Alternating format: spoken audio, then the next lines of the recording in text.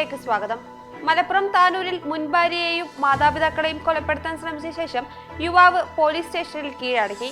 താന്നാളൂർ സ്വദേശി പ്രദീപാണ് പോലീസ് സ്റ്റേഷനിൽ കീഴടങ്ങിയത്. ഇവരുടെ കുഞ്ഞിനെ വിട്ടു നൽകുന്നതുമായി ബന്ധപ്പെട്ടുണ്ടായ വാക്കുതർക്കത്തെ തുടർന്നാണ് അക്രമം സംഭവിച്ചത്.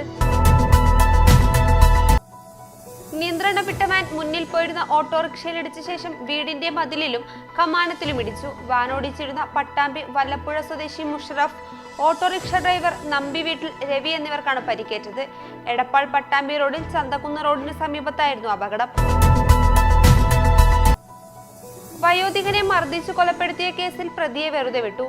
എടക്കര മണക്കാട് മുസ്ലിയാരകത്ത് മൂസയെയാണ് മഞ്ചേരി 2ാം അഡീഷണൽ സെഷൻസ് കോടതി ജഡ്ജി AV ടെല്ലസ് കുറ്റക്കാരനല്ലെന്ന് കണ്ട് വെറുതെ വിട്ടത്. എടപ്പാളിൽ പോസ്റ്റ് ഓഫീസ് അടക്കം 7 സ്ഥാപനങ്ങളിൽ മോഷണ ശ്രമം. അംശകച്ചേരിയിലെ പോസ്റ്റ് ഓഫീസ്, പൊന്നാനി റോഡിലുള്ള Nandini cafe, Indian bakes, brand plus, പലചരക്ക് കട, RK സ്റ്റോർ, AR ബേക്കറി എന്നിവിടങ്ങളിലാണ് കഴിഞ്ഞ ദിവസം മോഷണ ശ്രമം നടന്നത്. ഇന്ത്യൻ ബേക്സിൽ നിന്ന് 10,000 രൂപയോളം മോഷണം പോയതായി കടയുടമ പറഞ്ഞു. ബസ് ഓട്ടോറിക്ഷയിലിടിച്ച് 5 പേർ മരിച്ച മഞ്ചേരി അരീക്കോട് റോഡിലെ ചെട്ടിയങ്ങാടി റോഡിൽ വേഗനിയന്ത്രണത്തിന് റിമ്പിൾ സ്ട്രിപ്പ് സ്ഥാപിച്ചു തുടങ്ങി. മിനുസമേറിയ റോഡും അമിത വേഗതയും കാരണം ഇവിടെ അപകടം പതിവായിട്ടും അധികൃതർ ആവശ്യമായ സുരക്ഷാ മുൻകരുതൽ നടപടികൾ സ്വീകരിക്കാത്തതിൽ പ്രതിഷേധിച്ച് നാട്ടുകാർ റോഡ് ഉപരോധിച്ചിരുന്നു. നിലമ്പൂർ ഷൊർണൂർ റൂട്ടിൽ മേലാറ്റൂരിൽ റെയിൽവേ പാത വൈദ്യുതീകരിക്കുന്നതിന്റെ ഭാഗമായി പാളത്തിനിരുവശത്തും കമ്പിവേലി സ്ഥാപിക്കുന്നതിനാൽ 10 കുടുംബങ്ങളുടെ വഴിമുടങ്ങി.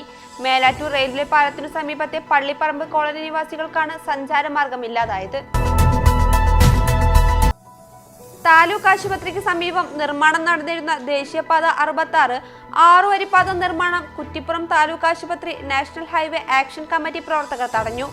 ദേശീയപാതയിൽ നിന്ന് താലൂക്ക് ആശുപത്രിയുടെ മുന്നിലൂടെ കടന്നു പോകുന്ന പേരശ്ശന്നൂർ റോഡ് പുതിയ ദേശീയപാതയിൽ നിന്ന് 3 മീറ്ററിലധികം ഉയർന്ന അവസ്ഥയിലാണെന്നാണ് കമ്മിറ്റിയുടെ ആരോപണം. Wandoor VMC government boys higher secondary school മൈതാനിയിൽ ആധുനിക രീതിയിലുള്ള സ്റ്റേഡിയം നിർമ്മാണം ഉടൻ തുടങ്ങാൻ തീരുമാനം.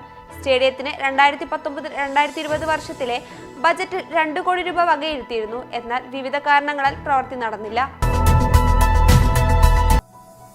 ഇതോടെ ടുഡേ അറ്റ് മലപ്പുറം സമാപിക്കുന്നു. പുതിയ വാർത്തകളുമായി അടുത്ത ദിവസം കാണാം. നന്ദി.